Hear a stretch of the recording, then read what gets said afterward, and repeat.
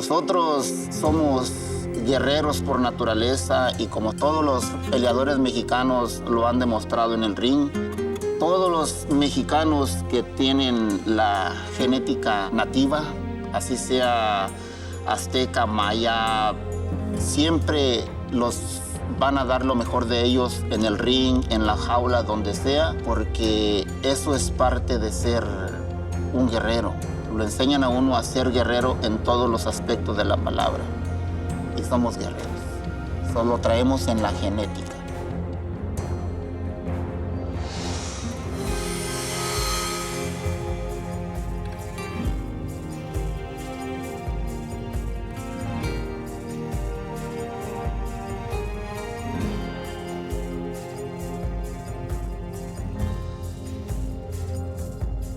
My name is Cain Velasquez. I'm a pro MMA fighter. I was born in Salinas, California. Grew up in Yuma, Arizona. We grew up, a lot less fortunate than other people as far as money-wise. My parents did work really hard to give us what we wanted, but we were close to the border of Mexico, so my parents made it a thing to take us, to Mexico on the weekend. So, just going and seeing your roots and stuff, and having your parents just take you around a place like that, it really meant a lot to me.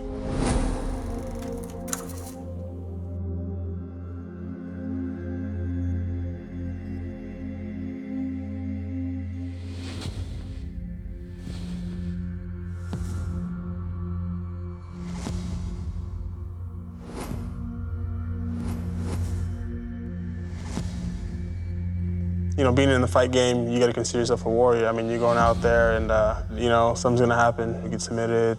You're going to pretty much go through a war, punches and kicks. So you got to be ready. You got to feel like you're two warriors and let the best warrior win.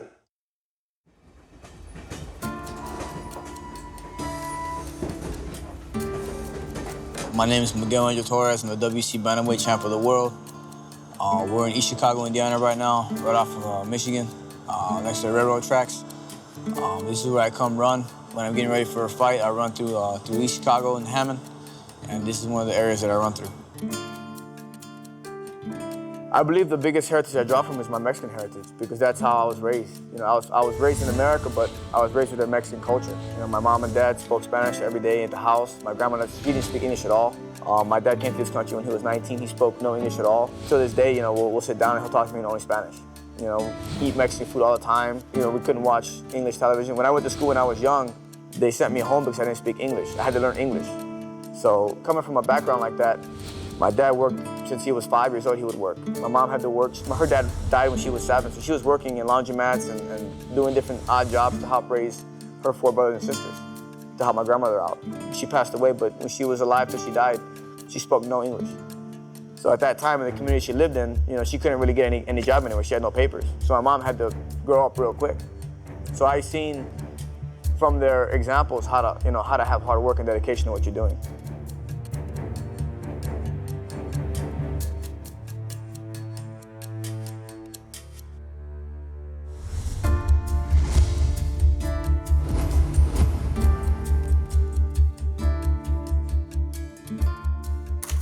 I was in high school and there was these flyers at the weight room in the gym, and they were flyers for underground fights they were having.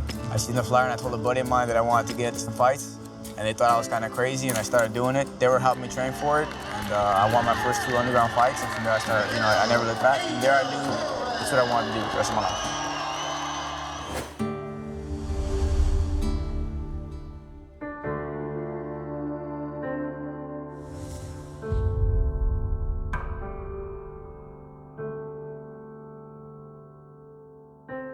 I was born and raised in Santa Ana, California.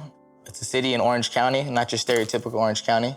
About like 98%, Mexican. It was a really cool town. I loved it, but it ain't the easiest town to grow up in. We weren't a wealthy family, but we're wealthy in a lot of love. I got a lot of love and support from them, and my parents did a really good job with me, and they're very disciplined on me. Never let me quit.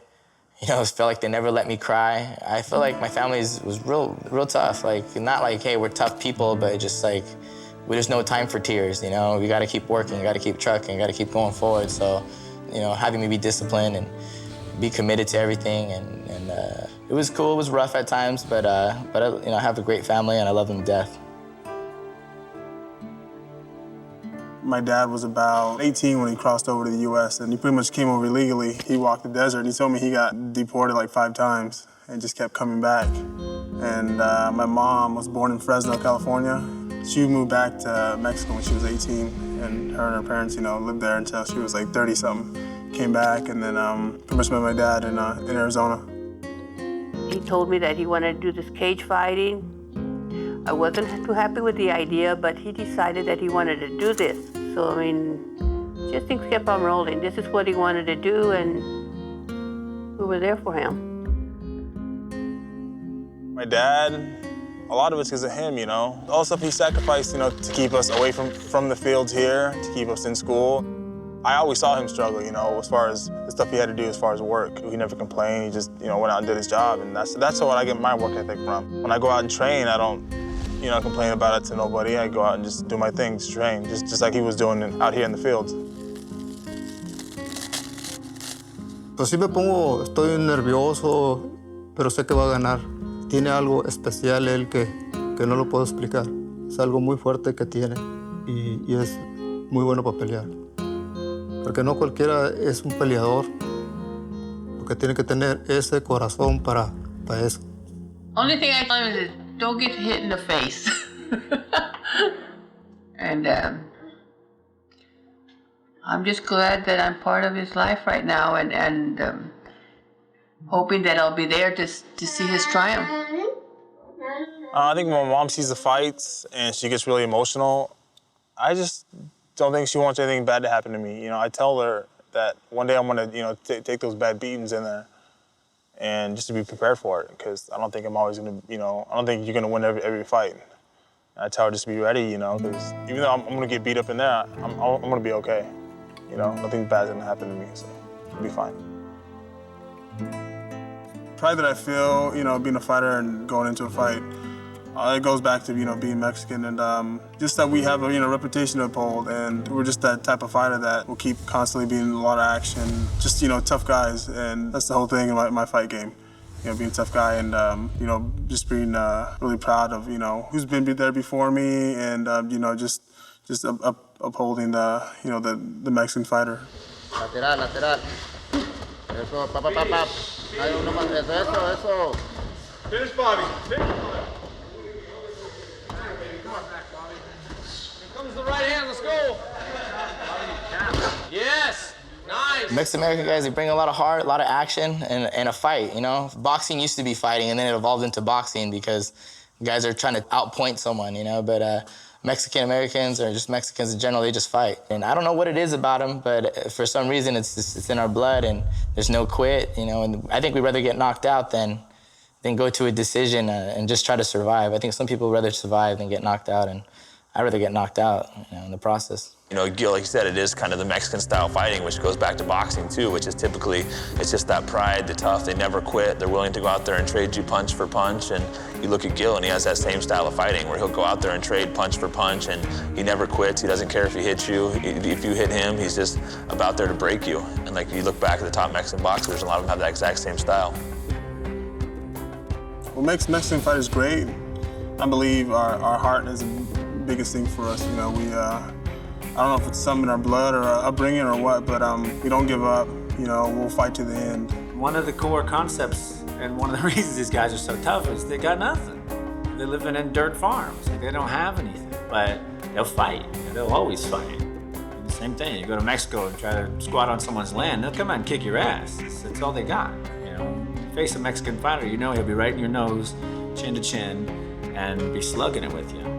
Brown pride to me means, you know, being proud of where I came from, proud of what my parents did to get here to the United States, to provide a better life for us. Growing up in the media, I didn't see anybody that looked like me, you know, nobody that was big and Hispanic, you know, watching like pro football or baseball or anything, you know, people didn't look like me. So I didn't have those dreams that I could be something when I was little. Now I want to show people that, hey, you know, I'm Mexican and, you know, just to be a role model or something, you know.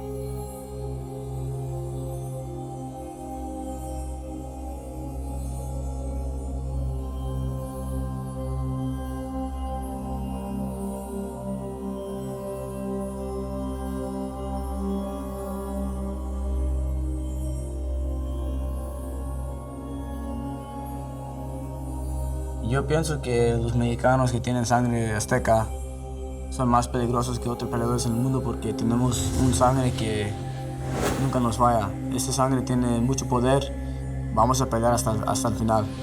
Y hay otras culturas que no son así. Yo pienso que la única otra cultura que es así son los japoneses, con los samuráis. Pero los aztecas son gente que dominaba a otra gente. Y cuando yo peleo, yo siento esa sangre en mis venas y así entro a mis peleas, a dominar.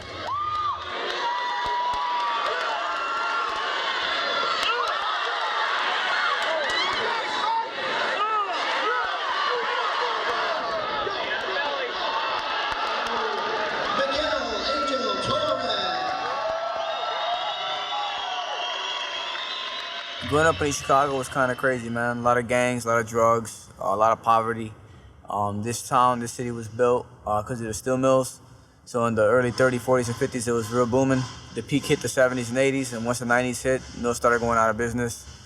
A lot of poverty started hitting the area. With the poverty came drugs and gangs, and I think growing up here was real hard, but at the same time, it was a blessing in disguise for myself. I had the mental fortitude to make it out, to stay strong, and to do what I had in my mind as far as accomplishing my dreams. Be only a matter of time before Turchinskas begins to tab, and it is over. It is all over as the tourist fans that have come here from across the state of Indiana and across Illinois and all over the Midwest come away and see their hero, Miguel Torres, have a victory.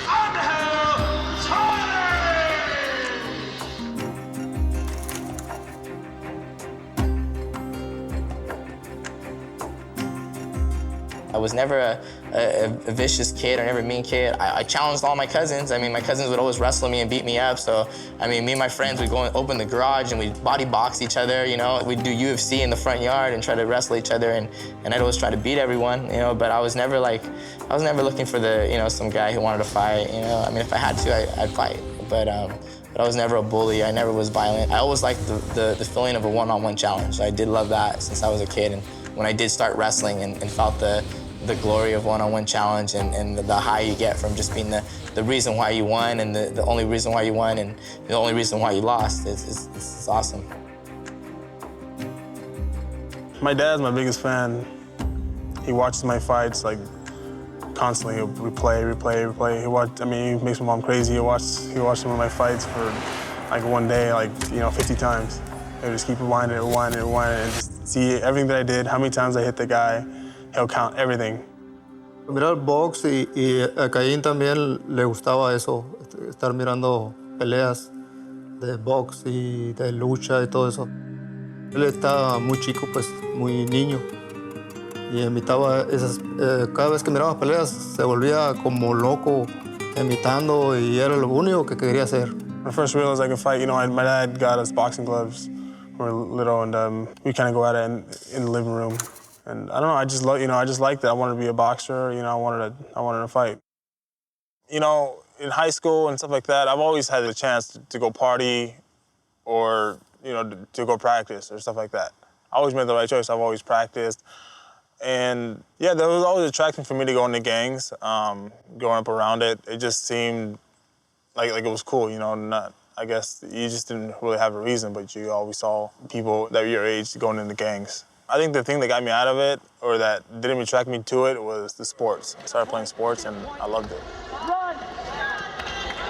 30 seconds. I was at a party, when I was in high school, and there was one friend I was with, and he pretty much got into it with a couple guys, and I had to go in there and back him up, and pretty much took on like 7 dudes at one time, and yeah, that's one of the first times I knew that I could fight. Eso. Con esa no se levanta.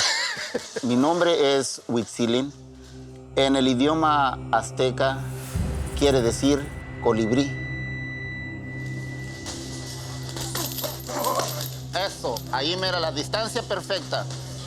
Yo pienso que Caín, él es una persona muy especial. Él perspira humildad por cada poro de su cuerpo. Él cree en lo que nosotros le enseñamos Él cree en la forma en que yo me comunico con él. Él cree en él. All I know is Wichi came from Mexico, and he has deep Indian roots. He goes out in the woods and gets like tree sap, mixes it with other stuff, and that's pretty much just like a rub for, for soreness. He's pretty much my doctor, The spiritual side, I definitely know that that's real. So with him, as far as whatever he has to tell me, I'm there, I'm listening, and, I'll take it in. Yo quiero infundirle a él parte de la espiritualidad, que es parte de ser un guerrero completo. Él tiene una gran responsabilidad para sacar adelante emocionalmente a toda la raza latina, pero especialmente a la mexicana, porque estamos buscando un héroe de carne y hueso.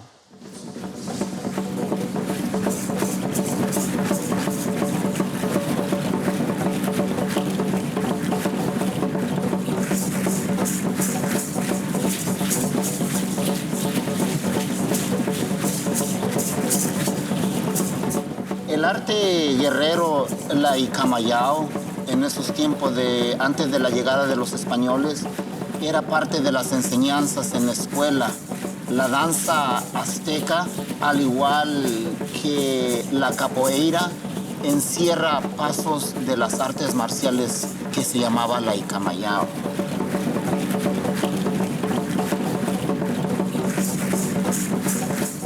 Eso era parte de las enseñanzas, por eso somos guerreros por naturaleza. Nace uno siendo guerrero.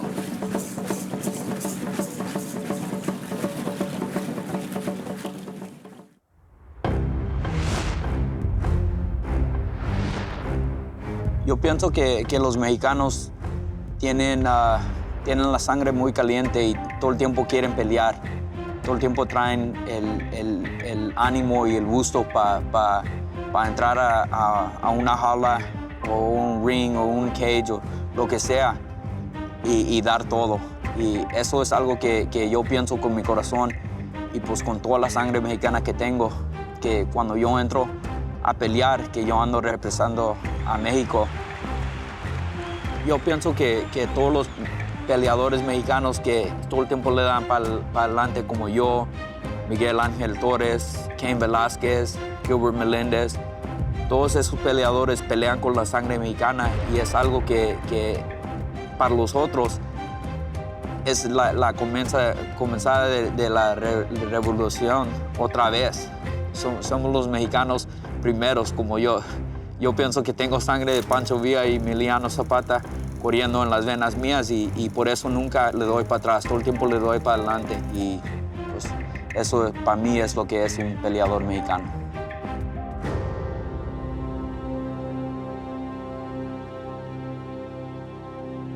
Here at U.S. Cellular Field, where the pride and joy of East Chicago, Indiana, the current WEC bantamweight champion of the world, Miguel Ángel Torres, is being honored here at the U.S. Cellular Field as he is throwing out the ceremonial first pitch. This horsepower runners of the world, who has won 17 straight bouts and will defend his WEC bantamweight championship belt this August night in Las Vegas.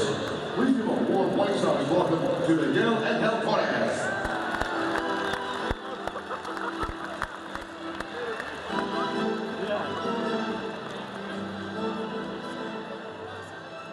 Growing up, my dad was my biggest role model.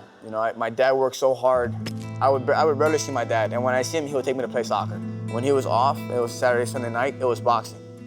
So I would only watch boxing. And watching boxing, I was watching Julio Cesar Chavez all the time.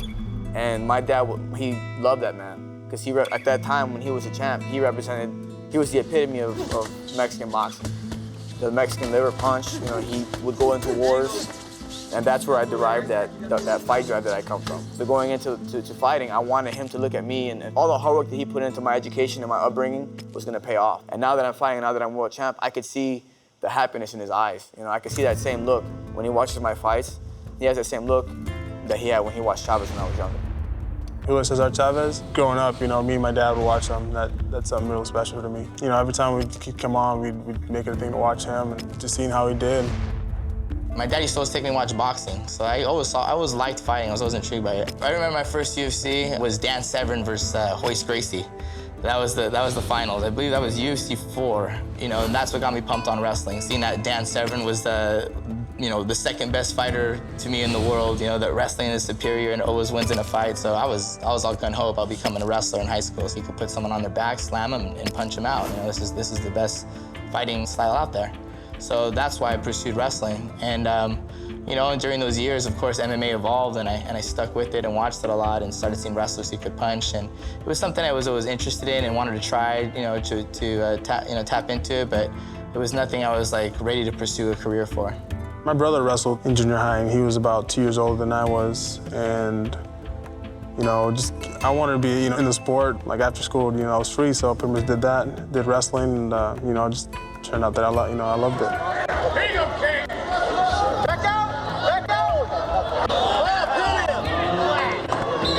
Pretty much wrestled junior high, high school, a couple time All-American in high school, and then I wanted to wrestle in college. That's what I wanted to do. That was my dream ever since, you know, I started wrestling in junior high.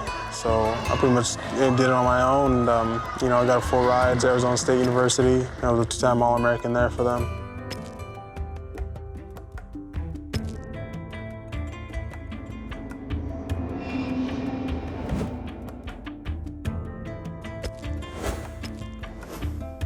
I believe that person that wins a world championship has something different about them. Not only their competitors, but that they only visualize themselves winning. They do not step in there and think about losing. They do not fear losing. They do not fear an opponent. You know, that psychological advantage, or whatever you want to call it, is more just their confidence in themselves, confidence in their training. And so up through high school and up through college, he was one of the best in the country.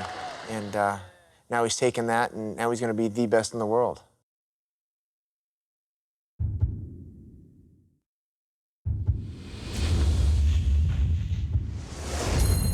Yeah, I wrestled with Cain Velasquez at Arizona State University. I was a 197-pounder, and he was a heavyweight, and had a lot of fun days in there, you know, wrestling him.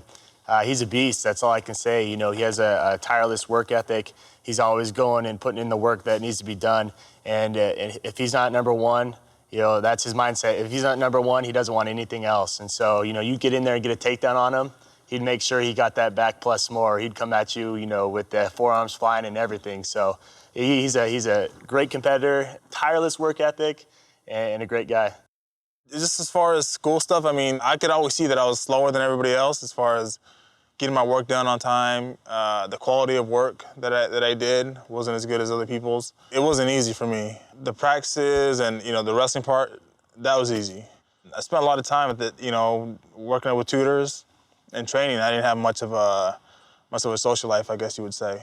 And people have always said to me, you know, if I can do it, you can do it. It's like, no, if I can do it, you can do it. Because that was the hardest thing for me to do. My school career at Estes State lasted about 3.5 years. I went there to pursue a college degree, because that's what you're supposed to do after high school. I wasn't too sure what I wanted to major in, so I ended up majoring in liberal studies. But I wrestled in the process, and I wrestled for my freshman year. And my second year is when I met Jake Shields, and he got me into MMA and jiu-jitsu, so I kind of went away from the wrestling thing. So I was balancing school, work, and wrestling. And, you know, school lasted for 4 years, and then next thing you know, my priorities in life became fighting and working, and that was probably it.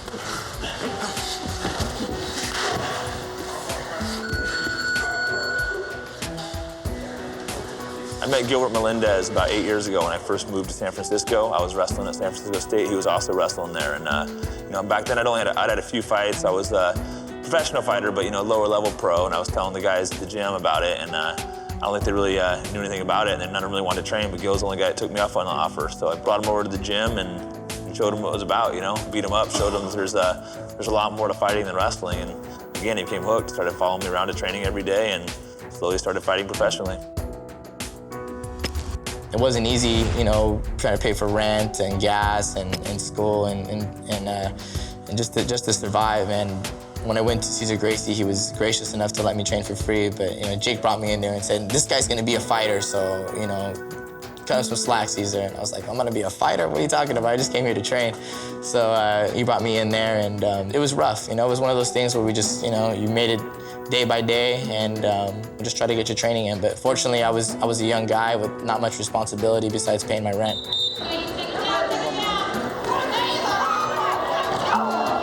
While I was wrestling at Arizona State, I didn't want to fight my junior year. You know, I love wrestling, but it just wasn't enough for me. I wanted to hit people. I want to hit my training partners. I want to hit my opponents when I was wrestling. You know, I told my coach, Tom Ortiz, that I want to start fighting. He said, just get done with your wrestling and get your degree, and then I'll hook you up with the right people. He says, there's a great gym out in San Jose, so he said to come out here and it would do great things for me, and it has. I've noticed that very few of you guys are taking it to heart, to what I'm saying. Well, I gotta tell you guys are pissing me off. I'm not joking. When I say I want 5 minutes of your time, I want 5 fucking minutes of your time. And yesterday was... I met Cain Velasquez about going on almost 3 years, and they told me that they got this great Mexican wrestler they thought would be really well, and as soon as I heard heavyweight, I was thinking, well, I've never seen a Mexican heavyweight that's really very athletic. So I wasn't as interested in Cain Velasquez at first. As Cain Velasquez came in through the door, I kind of did a double look at him, like he looked very athletic, for a Mexican. I'd never seen a Mexican that big that looked that athletic. So I kind of asked him, I said, hey, what do you weigh, And he said, oh, I weigh about 240 something. I go, oh, I was kind of thinking he was going to be a lot bigger, and I was surprised by the way he looked. So I'm gonna do one more, but I can't have you stay in that pocket and keep your goddamn head straight like that. All right? Javier Méndez es mi coach de boxeo y todo el tiempo me está cuidando y yo pienso que él es como un padre, pues. Okay, so we just got to keep improving, we got to keep working, and we're gonna get to that point. Right. That's all. You just look at it. How was Wednesday sparring compared to today? Today was better. Cain Velasquez brings to the fight game something that I personally have never seen in any of the fighters that I've had. And, I've had, B.J. Penn, I had Frank Shamrock, Josh Koscheck, John Fitch, Mike Swick. I've trained a lot of fighters, and Cain Velasquez, to me, brings the total picture of everything combined, from the mental, from the physical, from the cardio. He's the total package. The only element that's missing from Cain Velasquez at the present time is just experience. Sit nice and relaxed. 10 seconds.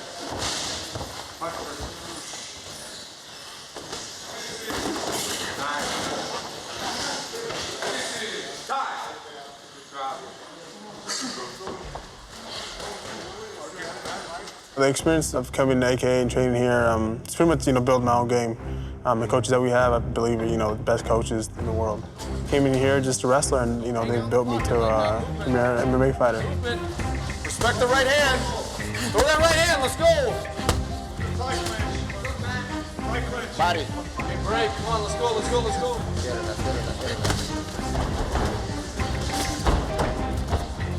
Pero la guardes, no la descuides.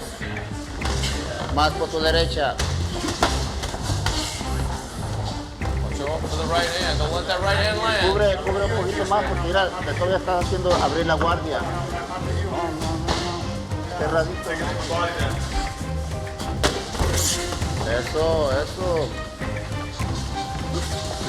Ese es el ángulo que debes de buscar para tu derecha. No. Watch the right hand. Careful, respect it.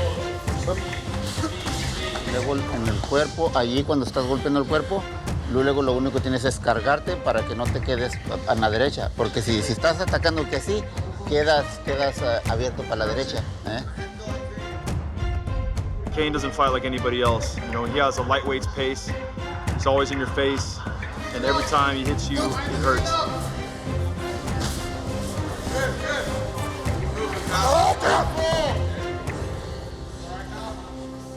Let's go. Cain, as he puts it, gets heated.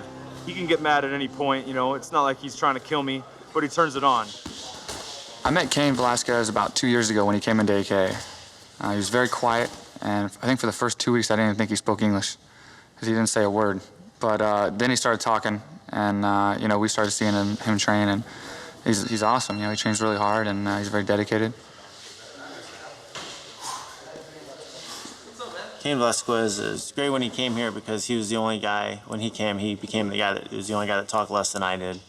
So he kind of took that role of the quiet guy. But he's just a monster. Usually heavyweights, they're big and strong, but they don't have gas tanks the way he does. Usually they get tired after a short period of time, where Cane's an exception. He's a phenom where he never gets tired. The pace that he starts at, he finishes at. Like, I'm a few weight classes lower than him, and I don't know if I can keep up cardio-wise with him. 1 full one. Give me hard.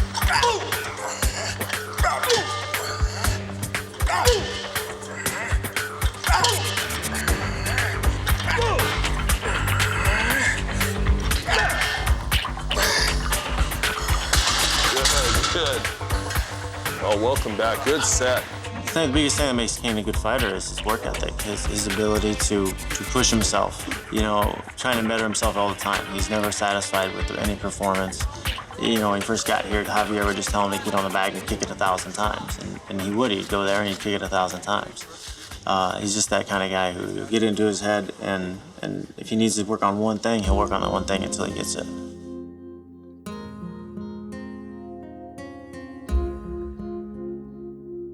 First came to San Jose, being a bouncer, you know, it was a good experience. You know, just needed something to do, you know, get some money for just, you know, working at night so I could train during the day. Kane was a bouncer at the bar, and I met him at the bar. He didn't want to talk to me for like a year. He would ignore me, and like, you know, I'd always try to say hi to him, and so pretty much it took a year for him to finally ask me out, but besides that, he would be quiet Kane and ignore me. I knew what I was doing to reel her in. There's a smile. She's all happy now. How you doing? When I first saw my baby, it was just the whole process of, you know, the child labor. People say, you know, it's like life-changing, and it is. I mean, all the work that she put in, that my girlfriend put in, to, you know, to have the baby, just, I mean, it was a true struggle. You know, I do give more respect to women that, you know, that have kids. Being a father is great, you know, to me, family is most important. So, you know, having family of my own that I gotta take care of is a really good thing. I believe I have, you know, a great girlfriend, and to have a, you know, baby with her is the most amazing thing. Oh, queen. Does that feel better? Yeah. She's like all happy now. Yeah. Kane is an excellent father. He is so hands-on with her. You know, a lot of times, you know, I'll be like, do you want me to change her? Do you want me to do this? And he's, you know, totally takes everything in control and takes care of it. And it's really like special to be able to watch someone, you know, him take care of her. And, you know, I have my own special bond with her, but he has a bond all of his own. So every day after practice, he comes home, they take their afternoon naps together, and, you know, that's something that he has special with her. And, you know, it's really cute to watch. Pacifier over? What's that? You pacifier over? To me, family is very important. You know, it's the most important thing. You know, to have a family and to being able to provide for them is the most important thing to me.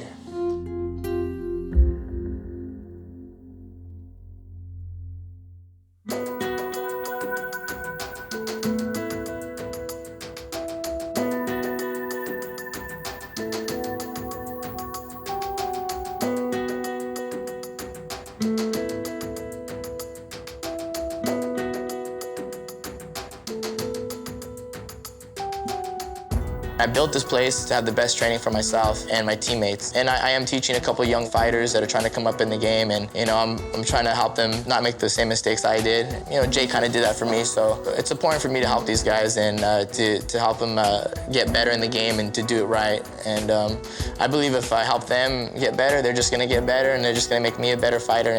And also they're great training partners for me, man. They're these young guys that are just motivated, and every day at practice, they come out here to kill me. They wanna, you know, they got something to prove to me, you know, and they help keep me youthful as well.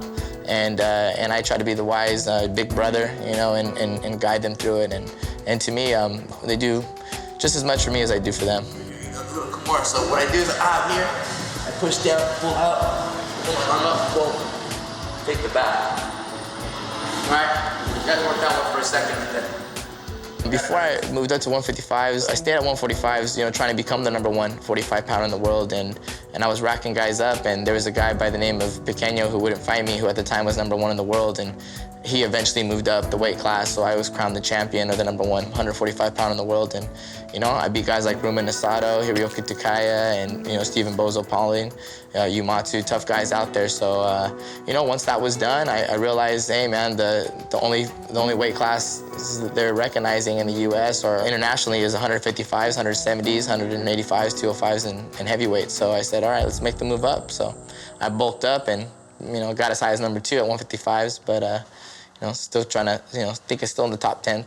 He's a well-rounded fighter, you know. His biggest asset is mental toughness and heart, and that's something you either have or you don't. You can't really teach that. So, you know, for me, when I'm looking at guys I want to train, I want to see if they have mental toughness and heart, because if they don't, it doesn't matter how good of an athlete they are, they'll never become anything. From right away, Gilbert, you know, in the beginning, you know, he wasn't the toughest, but he would just take a beating and never quit. And once I saw that, I knew that one day he'd be great.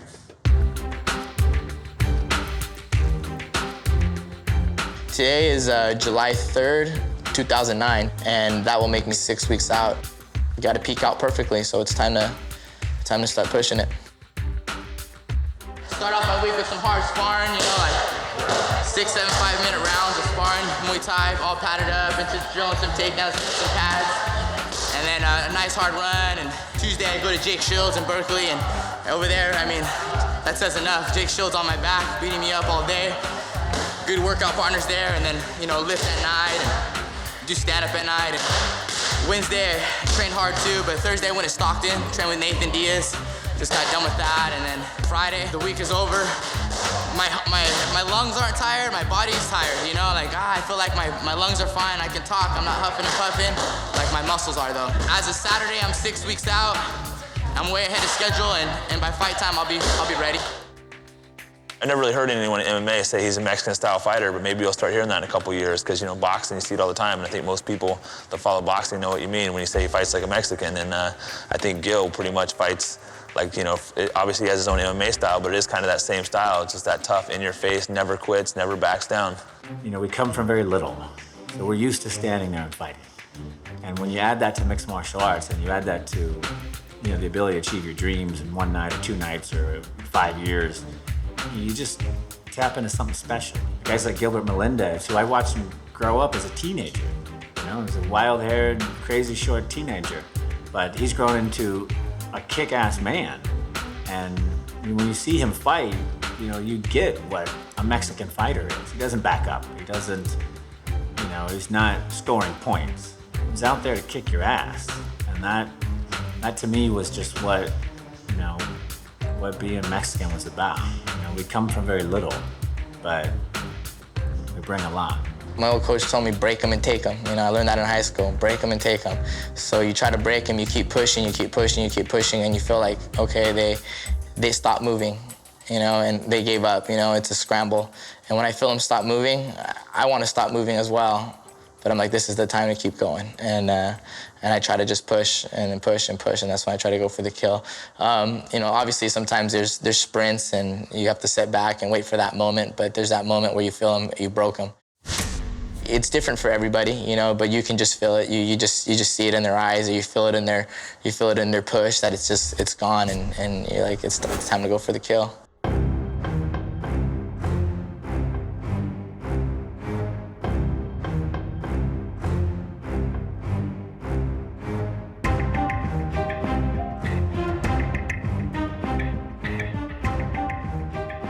I'm here in Lorenzo and Frank Petita's gym training for my fight against Brian Bowles.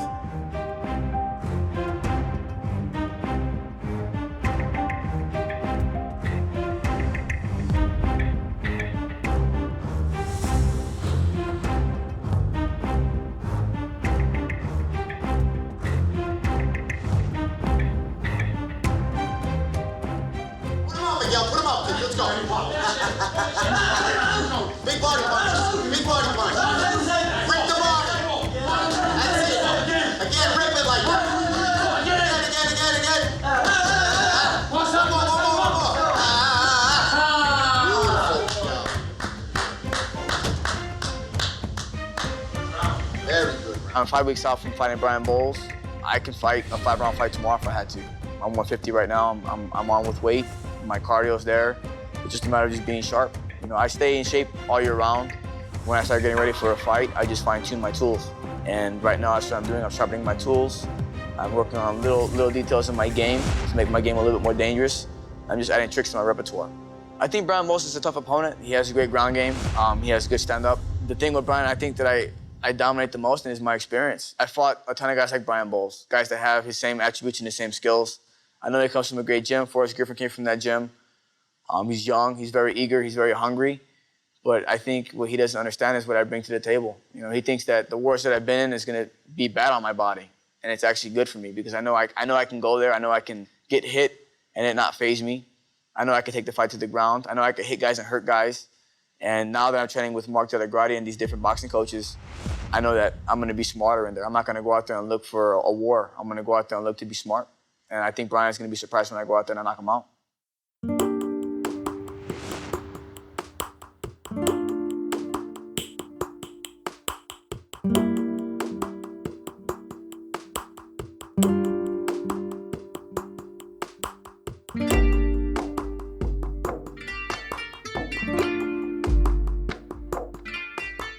It's a very important fight. Fighting for the title, you know, it's what you train for. You know, it's the culmination of everything that you've put into it, all your hard work. You know, I've put a lot of sweat, you know, mentally, physically, and it all led up to this one fight. I want to be the champion, and I don't want to just be a middle ring fighter or just get beat and have to retire and never be the champ. You know, it's a really important fight. It's, you know, it's like a life goal here.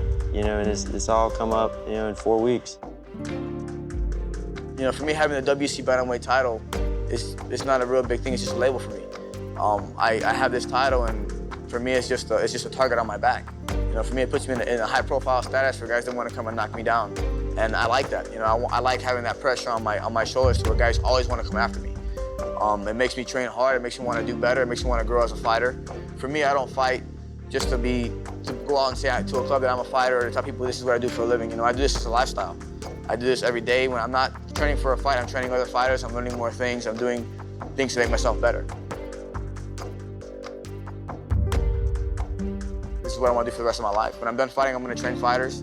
When I'm done training fighters, I want to manage fighters. So I'm always going to be involved with the sport because I respect it. I think it's the best job in the world.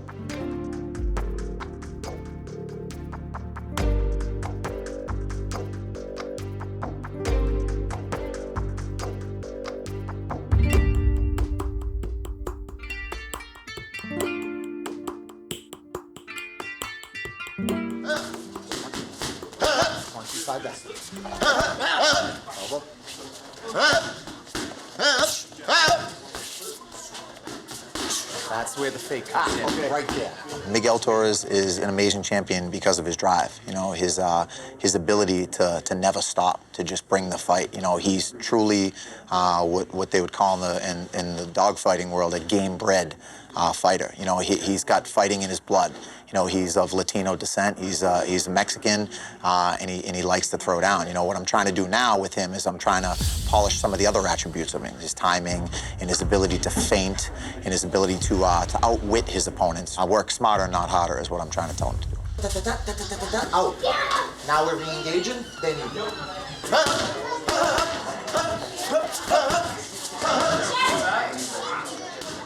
I think it's important for any champion to evolve their game. When you have a great game and it leads you to be a champion, people end up figuring you out because you keep your styles the same. If you always grow and always change and always add on to your style, you're always changing and people can't catch on to you. They can't find out what makes you special.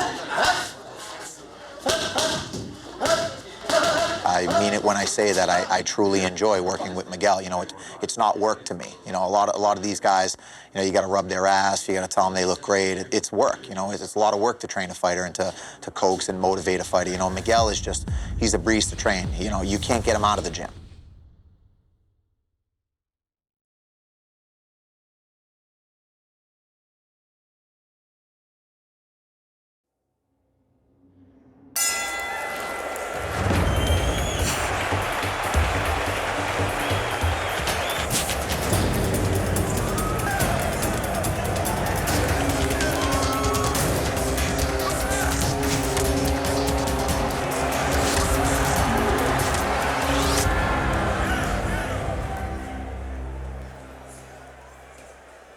when you live by the sword, you could die by the sword. Everything happens for a reason.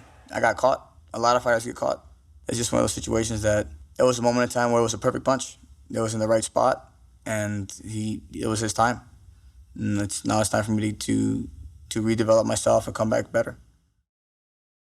Evolving is a great deal, and it was very professional today, and felt like a superstar. Thank you. Gil is just, I don't think he's at the peak of his career yet. I think he started out a young fighter, had a huge undefeated streak, and I think when that happens, you start feeling invincible, and then he recently lost his belt to Josh, and I think, that made him realize that he's not invincible and can lose, and it was a wake-up call. So, re-change some things in his training. I think he's more motivated than ever, and he wants his belt back. It shows his last fight, he just destroyed his last opponent with a brutal knockout, and he's hungry, and I think he's going to be taking his belt back on August 15th. Interim Lightweight World Championship. Please welcome Matsuhiro Ishida. Matsuhiro Ishida weighs in at 155 pounds. 155 right at the limit.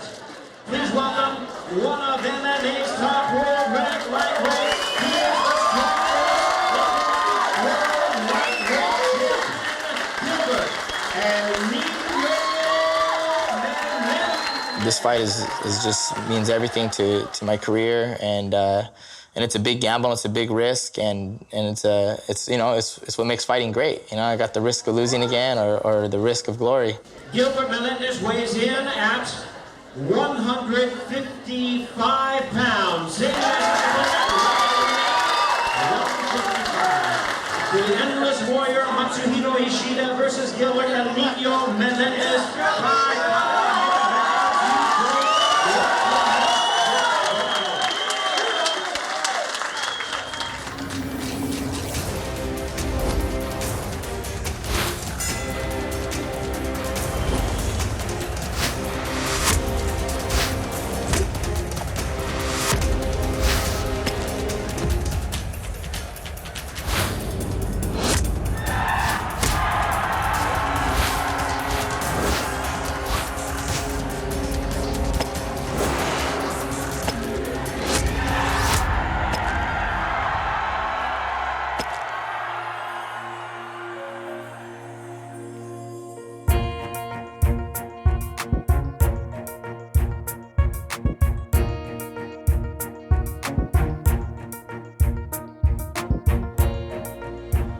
I'm being a dad, I'm being a boyfriend, I'm being a coach, I'm being a manager of a gym, I'm being a professional fighter, I'm trying to be a businessman.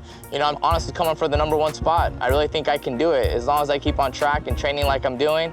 I know I have a great chance of becoming the #1 fighter in the world, so I'm on it. I'm on a mission, I can do it.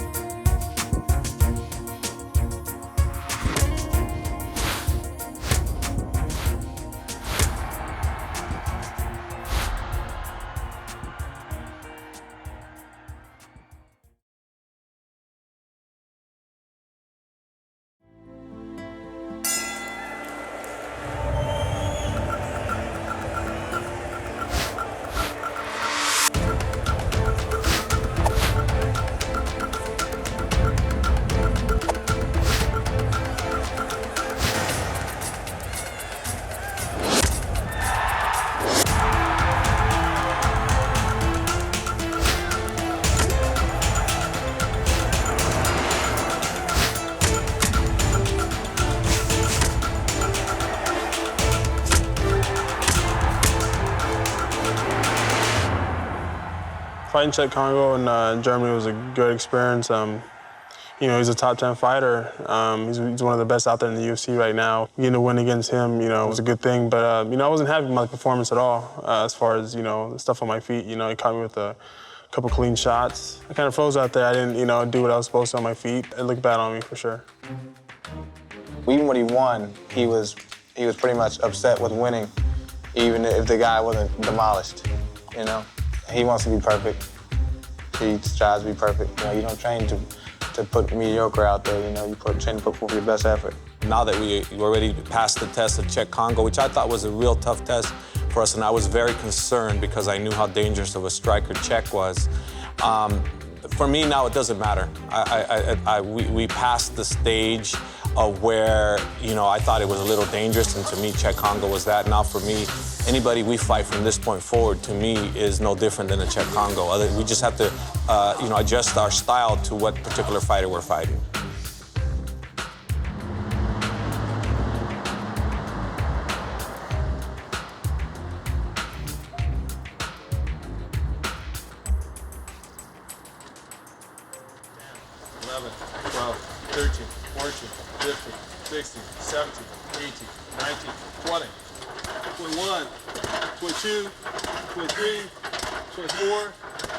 Reps. We're knocking the stuffing out of the pad.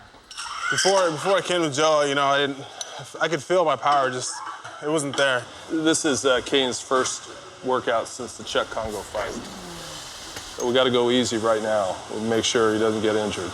This is heavyweight. When you see what we do, it can really tax the muscles. Excellent. Focus. Last one, last one. Nice job, nice job. This is my first week back. I'm taking 2 weeks off of the Czech Congo fight. So right now, just kind of, you know, getting in shape, you know, kind of slowly getting into it, getting into the groove again, but just trying to learn more than anything. Kane brings a lot to the heavyweight division. You know, he's very motivated. You know, he trains really hard. His athleticism, I think, is something you don't usually see in a heavyweight. He's a very agile, very mobile, you know, very in shape heavyweight who can push the pace for 15 solid minutes and not get tired and have the power and speed to back it up. It's like a diamond in brute. You need to clean it, cut it, and give it form and make it shine. And Cain is like that. You know, I think the limit for him is endless. As long as he keeps concentrated and he listens to the advice that we give him, definitely he will go all the way to the top.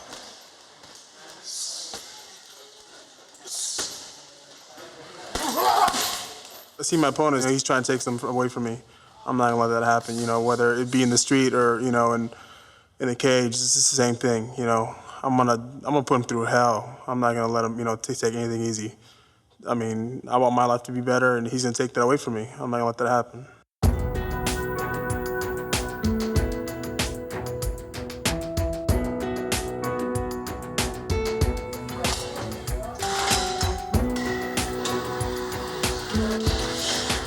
Stick your chest out, shoulder legs back when it hits.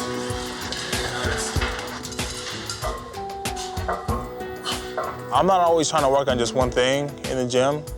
I'm always trying to get better in all aspects, even my wrestling. I feel like my wrestling get better, my jiu-jitsu, my kickboxing, my boxing, and I feel like I'm always evolving in all aspects of MMA. Él puede patear, puede pegar, puede luchar, puede someter. So, tiene muchas armas y tiene una arma muy principal, un corazón lleno de una fuerza guerrera que él lo tiene aquí de parte de sus antepasados.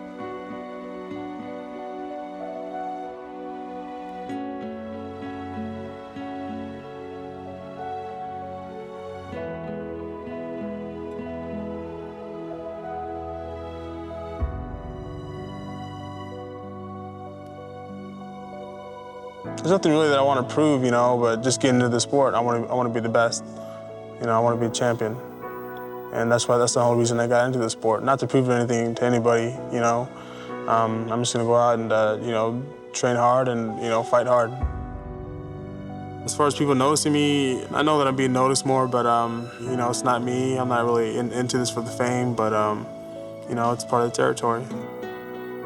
Ahorita Caín, él tiene la llave y está metiendo la llave para abrir la puerta y atrás vienen un montón así de peleadores listos para entrar. Quiere decir con esto que Caín, él va a abrir las puertas para mucho peleador mexicano, latinoamericano. Y él, si llega a ser campeón mundial, definitivamente va a pasar a los libros de la historia, tanto en el deporte como fuera del deporte, porque queremos que él sea un poquito más abierto fuera de las peleas para que así los niños, cualquiera que sea su deporte, lo miren a él como un héroe de carne y hueso, como lo ha habido el Santo Enmascarado de Plata y otros más para la gente mexicana. Entonces Caín, él puede ser ese héroe que muchos están esperando, como él en un tiempo estaba esperando ver en la televisión héroes de carne y hueso que él pudiera mirar para así seguir sus pasos. Caín va a ser ese héroe que muchos van a seguir sus pasos. I think if Cain Velasquez can become the first Mexican champion ever, I think historically it would be the first time that any Latin fighter of Mexican descent would be a heavyweight world champion in any sport, whether it be kickboxing or boxing, or MMA. So I think historically it would be humongous for him. And even all my friends, my family, when I talk about Cain Velasquez, they get all lightened up because never in the history of Mexican sports have we had a Mexican true heavyweight that actually could be the best in the world.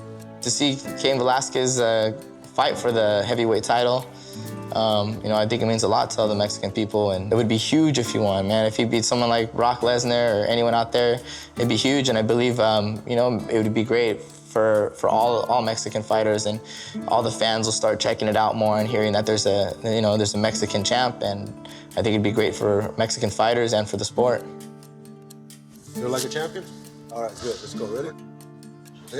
When I got into the mixed martial arts with Dana White in UFC 33, there were very few Hispanics, Mexican fighters. Tito Ortiz was the only one that was in the game. And when it came to the fans, there were very few of them. Now we're starting to bring fighters into the game, and Mexicans are fighters. They were born to fight. And this is such a new sport to them that they're making the transition from boxing into the mixed martial arts. And one of our top guys is Cain Velasquez. He's representing the Mexican and the Latino communities as good as anybody out there, so I got to give my hats off to Cain Velasquez.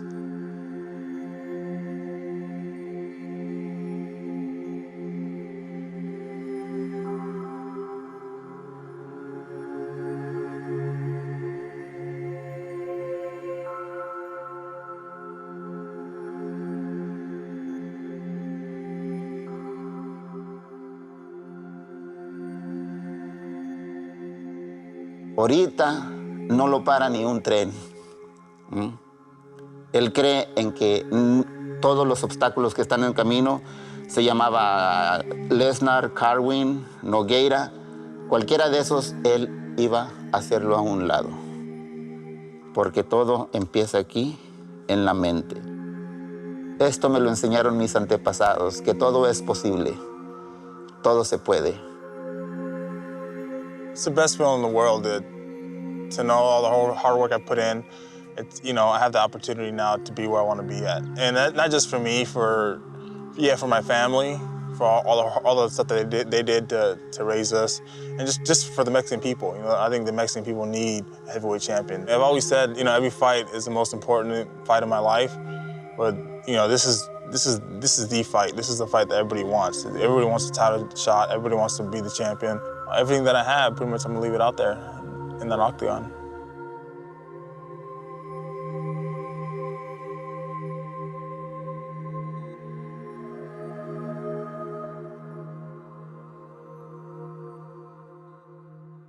All those Mexicans that have the Indian genes on them, definitely they are true warriors in all aspects of the world, because we have to be warriors with our families.